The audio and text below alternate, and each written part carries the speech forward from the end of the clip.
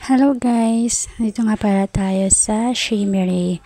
Dito sa Katayngan, Masbate. Ayan, first time ko pumunta dito at nagulat ako kasi marami rin pala silang mga paninda dito. Gaya ng mga appliances na nakikita nyo na ngayon. And then, ayan, yung mga presyo naman dito ay tama lang, hindi ganun kamahal. At saka marami silang pagpipilian. Ayan, nakita nyo naman yung mga initan ng tubig. Ayan, di ba? Oh, iba't ibang klase. So, madami. Ayun pa nga, meron ako nakitang plancha na diuling, which is yan ay kailangan dito pagka walang kuryente. Kasi alam naman natin, pag Masbate kasi, o doon sa, namin, sa pwesto namin, doon sa Palanas, nawawalan-wala siya ng kuryente. Noong unang punta namin. So, sabi ko, napaisip din ako, kailangan ko ng plancha, pero kailangan diuling. Ayan. Kasi meron akong plancha na di kuryente. Pero syempre, hindi ako bibili yan ngayon kasi, hello, hindi naman ako ganun daming, o hindi naman ako ganun kahiling mamlansya. Ayan, kasama ko si Ate Anespe dito. Ayan.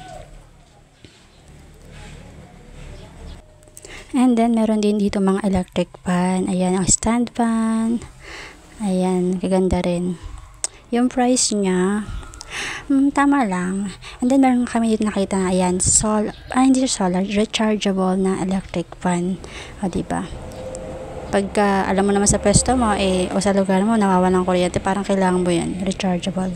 Ayan, meron din ditong, wow, ang cute nito pang kusina, diba? Ang ganda niya. Soon. Ayan, diba? Wala lang, kala mo naman kami mamimili dito. Pero, hindi kami bibili ngayon ng appliances, syempre. Wala lang, gala-gala lang kami. Ay, binalikan niya uli yung rechargeable na, electric fan.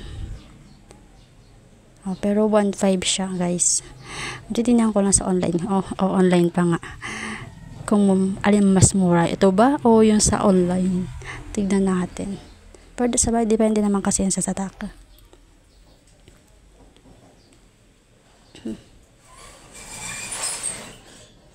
Ayan, meron din ditong dispenser, water dispenser. Oh, and a washing, 'di ba? 'Di ba? Parang 'di ba, ang ganda.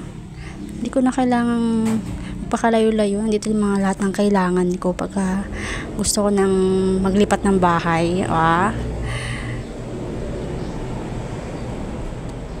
Ayan.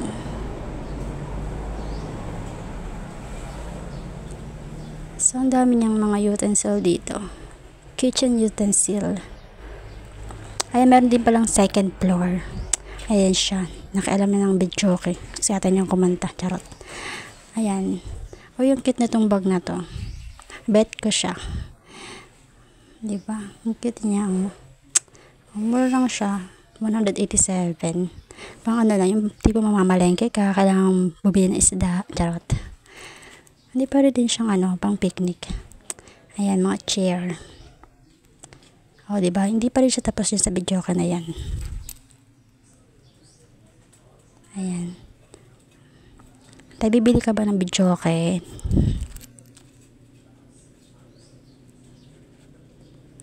hindi ba? 24,000. Lahat-lahat na yon. Isang set na. Parang mahal siya. Diba?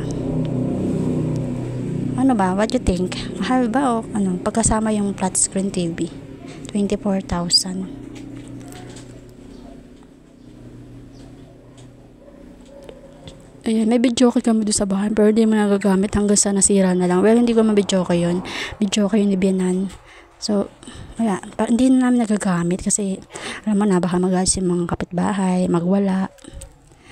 Diba? May pabarangay kami. Darat. Pero maganda tong sound system na ganito. Sa akin, mahilig ako kumanta. Pero yung kanta, walang hilig sa akin. So, sige, kalimutan na lang natin.